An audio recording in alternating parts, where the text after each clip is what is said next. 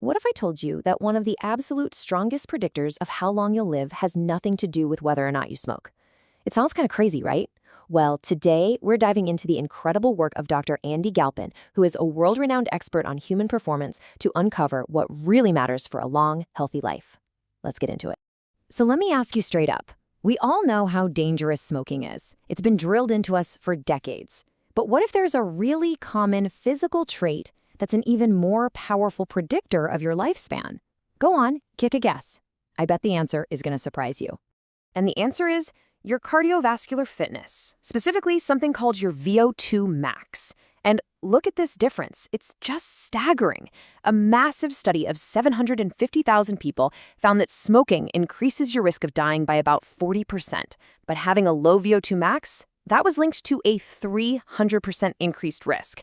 This isn't just a small difference. This is a total game changer in how we should be thinking about our long-term health. So if it's not the usual suspects, what should we be focusing on? Well, this incredible research points to a few key things that are, frankly, way more powerful when it comes to predicting a long and, more importantly, a healthy life. It really boils down to what Dr. Galpin calls the big three: your grip strength, your leg strength, and that VO₂ max we just talked about. See, grip strength is a surprisingly powerful window into your neurological health. Leg strength is basically your ticket to staying independent. And VO₂ max, well, that's the horsepower of your body's engine. You put those three together, and you've got a more accurate crystal ball for longevity than almost anything else out there. And this right here is exactly why leg strength is so critical. This has nothing to do with how you look. This is about preventing a fall that could literally change everything. For someone over 60, breaking a hip isn't a small thing. It carries a 70% increased chance of death within the next 15 years. Strong legs mean you can catch yourself, you can stay on your feet, and you can maintain your independence for decades to come. So let's break down that term VO₂ max. What is it, really? The easiest way to think about it is as your body's physiological buffer, right? If you have a high VO₂ max, you've got this big reserve tank for whatever life throws at you. But without it, even simple stuff like carrying groceries up a flight of stairs or just running around with your kids can feel like you're running a marathon. Okay, now this is where Dr. Galpin's approach gets really, really interesting. Because instead of just telling you to add more exercise or more supplements, he asks a much smarter question. What's already holding you back? He calls these hidden problems performance anchors. And he uses this absolutely brilliant analogy. He says, imagine you want to make a car go faster. Most of us would just push the gas pedal harder, right? But his first instinct is to check and see if your other foot is secretly pressing on the brake. The whole point is, before you add more stress, you've got to find and remove the things that are already slowing you down. So what exactly is a performance anchor? Well, it's any of these hidden biological stressors that are silently dragging you down. You probably can't see it, you might not even feel it directly, but it's there, constantly draining your energy and limiting what you're capable of. Think of it like an iceberg. We all know about the stressors we can see, right? The stuff above the water. A bad diet, not getting enough exercise, a rough night's sleep. But the real danger, the biggest part of the problem, is often hiding beneath the surface. These are the hidden anchors. Things like a vitamin D deficiency, a subtle muscle imbalance, or, get this, even the air quality in your bedroom. And here is a mind-blowing example of one of these anchors. If your grip strength is more than 10% weaker in one hand compared to the other, it could be an early warning sign of neurological decline. Now, why is that? Well, it might mean that your nervous system is sending weaker signals to one entire side of your body. That is a classic performance anchor you would never, ever find unless you were specifically looking for it. So, okay, we've identified that we probably have some of these anchors. What's the next step? Well, the good news is there's a really clear, actionable blueprint for how to train that directly targets these core pillars of longevity.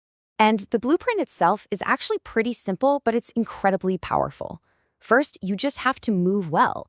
Build the basic mobility so you can train consistently without getting hurt. Second, build power, that's speed, so you can prevent those devastating falls. Third, gain overall strength, which ensures your physical independence. And finally, you boost that VO₂ max to build up your physiological buffer so you can handle anything. All right, let's switch gears for a second and talk about sleep.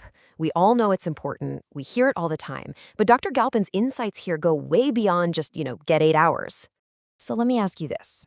What's an invisible factor, something you can't see or smell, that could be hiding in your bedroom and absolutely wrecking your sleep quality every single night? The answer is carbon dioxide. Yeah, I know, it sounds pretty out there, but this is a huge and almost completely overlooked performance anchor for so many of us. So here's how it works. When you're sleeping in a sealed, closed-up room, you're just breathing out CO2 all night, and the levels start to rise. Your brain actually senses this as a threat, like you're suffocating, and it triggers a low-level stress response. This kicks you out of deep, restorative sleep. And the result? You wake up feeling foggy and groggy, even if you got a full 8 hours.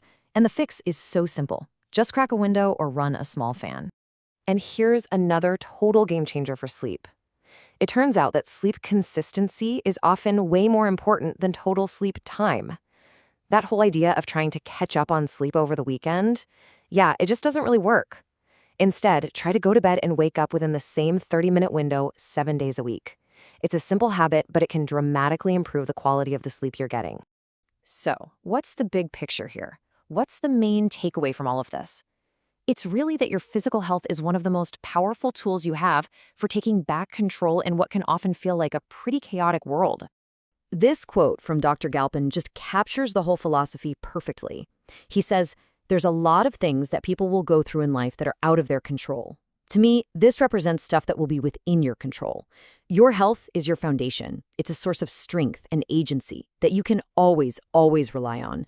Ultimately, the core message here is all about control. We've learned that things like VO₂ Max and strength are massive predictors of how long we'll live.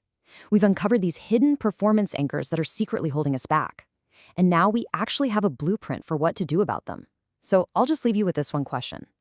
What is the first performance anchor you can pull up, starting today? Whether it's just cracking a window tonight or setting a consistent bedtime, you have the power to take control.